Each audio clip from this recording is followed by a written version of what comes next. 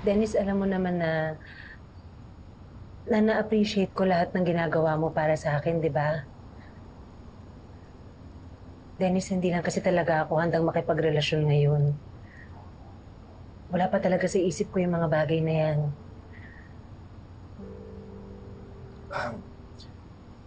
Tungkol ba to kay Wilfred?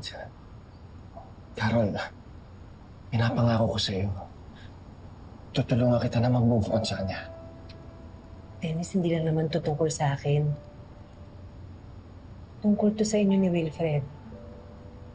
Dennis, matagal na kayo magkaibigan ni Wilfred. Malalim na ang pinagsamahan ninyong dalawa. Sabihin na nating tapos na ang relasyon namin, pero tama si Manang Pilar eh. Para kasing pagtatraidor yung gagawin mo. Sasabihin ko rin naman sa kanya eh. Dennis, kahit na. Para kasing hindi magandang tingnan na nililigawan mo yung dating asawa ng best friend mo. Ayoko pang ako ang makasira sa friendship ninyo. Carol, maghihilom din ang mga sugat yun ni Wilfred. At darating ang time na hindi na kayo maapektuhan. Nakahanda ako maghintay. Dennis, hindi ko kasi mapapangako na meron kang mahihintay.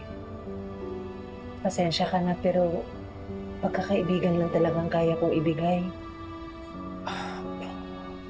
Sige. Kung hanggang dyan lang talaga, tatanggapin ko at irerespeto ko ang desisyon mo. Pero sana, Carol, huwag mong ipagkait sa akin yung pagkakataon na dumating yung time na makita mo na worthy ako sa pagmamahal mo. Kasi pagtatrabahuan ko yun.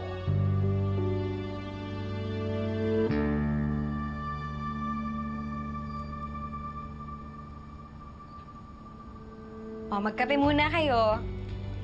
Ano, pumayag na ba ang beshi ko na magpaligaw? Magsa-celebrate na ba kayo mamaya? May payday promo na ba sa bar ni Tristan? Sige. Marami pa naman tayong dapat i-celebrate eh. Di ba, Carol? Ronnie! Ronnie! Ronnie! You took selfies without my consent! Sinamantala mo natutulog ako and you have the gall to send me those photos? Ronnie! Why? Because I don't want you to forget that night. And I don't want you to forget na minsan mo rin akong minahal at naramdaman ko yun. Ronnie, that was not love. That was a mistake! A mistake? Hanggang ngayon, mistake pa rin ako? Sakit mo naman magsalita, Wilfred. When you were having problems with Joy, hindi ko naman pinilit yung sarili ko sa'yo eh. You needed someone who would listen. You came to me. Confided to me. At ako naman tong si Gaga, nakinig sa'yo. Wilfred, I made myself available every time you needed a friend.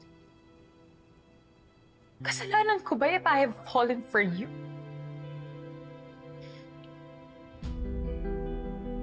Ronnie, whatever happened between us,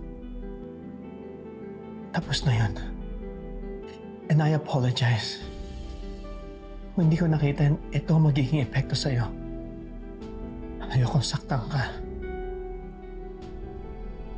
And for that and for so much more, Ronnie, I'm sorry. Apologies won't fix this, Wilfred. Another shot at love would. Ronnie, hindi na pwede mangyari yun. Ronnie, kinakain na ako ng konsensya ko. Can't you see? Even in the US na naging tayo, guilty ako sa nangyari and I can't even talk to Amber about it. Hindi ko na alam kung paano papaliwanag pa sa'yo to eh. So, ganun na lang yon. Ganun na lang yon. You're dumping me because it's no longer convenient for you? O baka naman you're reserving yourself for that ex-convict? Ronnie, Labas si Carol sa usapan na to. Hindi ko na lang paano ipapaliwanag pa sa'yo to eh. Yeah!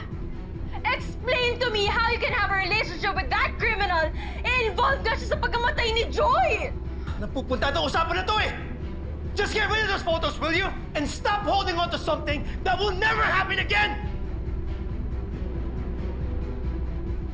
Whatever happened between us, kalimutan mo na yun. You'll regret this, Wilfred. I swear, pagsisisihan mo to.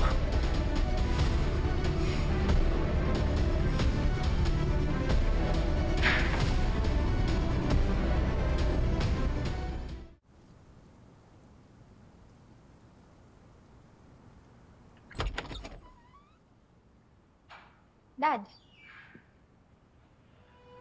Amber, we need to talk. Yeah. I'm getting the feeling na may nangyayari sa'yo and you're not telling me. It's about your mom. Before she died,